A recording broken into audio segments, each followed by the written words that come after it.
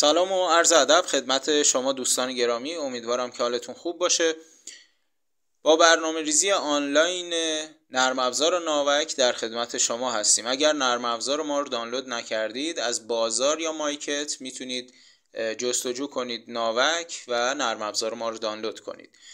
امروز میخوایم یک برنامه ریزی جامع و اختصاصی رو برای خودمون انجام بدیم. وارد برنامه ریزی آنلاین میشیم. از صفحه اول گزینه انتخاب درس رو انتخاب میکنیم. لیست دروسی که میتونیم ما اضافه کنیم برای برنامه ریزی اینجا میاد. من درس مدنی رو اضافه میکنم.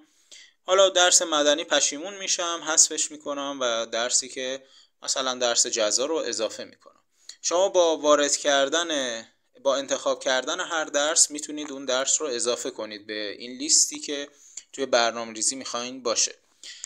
این چند تا آیکونی که برای هر درس باز میشه، اگر وارد کنیم انتها یک برنامه ریزی رو دریافت میکنیم که کاملا جامع و اختصاصی بودن این برنامه ریزی به این بستگی داره که شما اطلاعات رو دقیق و کامل وارد کنید و برنامه ریزی به همون شکل دقیق و کامل برای شما انجام میشه. ابتدا سرعت مطالعه رو از ما میپرسه. مثلا من 2 ساعت مطالعه کردم و حتما توصیه میکنم مطالعه و تایمتون رو با کرونومتر اندازه گیری کنید تا دقیق باشه. به اون برنامه ریزی جامع و کامل دقیق خودتون برسید به این شکل. من 2 ساعت با کرونومتر اندازه گیری کردم، شروع کردم به مطالعه. توی این 2 ساعت من 20 صفحه مطالعه کردم. حالا میخوام بدونم سرعت مطالعهم چقدر هستش. 2 ساعت رو به دقیقه تبدیل میکنم. 2 ضرب در 60 میکنم. 60 به خاطر اینکه هر ساعت 60 دقیقه است. میشه 120 دقیقه. حالا 120 دقیقه که معادل 2 ساعت هستش رو من تقسیم بر تعداد صفحاتی که گفتم میکنم. من 20 صفحه مطالعه کردم، تقسیم بر 20 میکنم. خب 120 تقسیم بر 20 میشه 6 دقیقه. یعنی هر صفحه رو من توی 6 دقیقه مطالعه کردم. پس اینجا وارد میکنم 6. فقط حواستون باشه عدد اگر روند نبود خودتون روندش کنید و اینجا وارد کنید. مثلا روند کردن چجوریه؟ اگر 5.5 بود شما 5.5، 6.5 بود شما 6.5 رو 7 حساب کنین و اگر 6.4 به پایین بود شما اون رو 6 حساب کنید. روش روند کردنی که حالا قبلا توی ریاضیات ما میخوندیم. خب 6 دقیقه من محاسبه کردم، وارد کردم اینجا. تعداد صفحات کتاب، مثلا درس اینجا جزا رو اضافه کردم. درس جزای آقای غفوری 597 صفحه هستش. اینجا میپرسه چند ساعت رو میخواین اختصاص بدین به درس جزا. من 2 ساعت میخوام جزا بخونم. میگه از صفحه چند شروع کنم به برنامه ریزی. شما هر صفحه‌ای که وارد کنین از همون صفحه برنامه ریزی برای شما انجام میشه. مثلا شما الان صفحه 100 هستین. اینجا اگر شروع صفحه رو بزنین 100، از 100 برای شما برنامه ریزی میشه و اگر بزنین ابتدای کتاب از همون ابتدا شروع میشه. مثلا من از ابتدای کتاب ایشون که از صفحه 18 شروع میشه میخوام مطالعه کنم تا صفحه، خب من مثلا بخش ضمائم رو نمیخوام بخونم، بخش مکاتبی که آخر کتاب آوردن نمیخوام بخونم. همه اینا رو وقتی کسر کنم میشه 569 صفحه. یعنی پایان اون جایی که من میخوام مطالعه کنم صفحه 569 هستش. خب میام سراغ درس بعدی. درس کیفری هستش. درس کیفری من سرعتم حالا به نسبت پایین تره چون تازه شروع کردم به خوندن. میانگین گرفتم شده 7.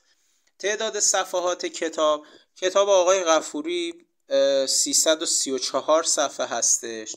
ساعت اختصاص داده شده من میخوام اینو 2 ساعت بخونم. خب اینجا میگه شروع از صفحه چند باشه. من شروع کتاب ایشون رو میخوام از ابتدا شروع کنم. میزنم 13. پایان کتاب میشه 323.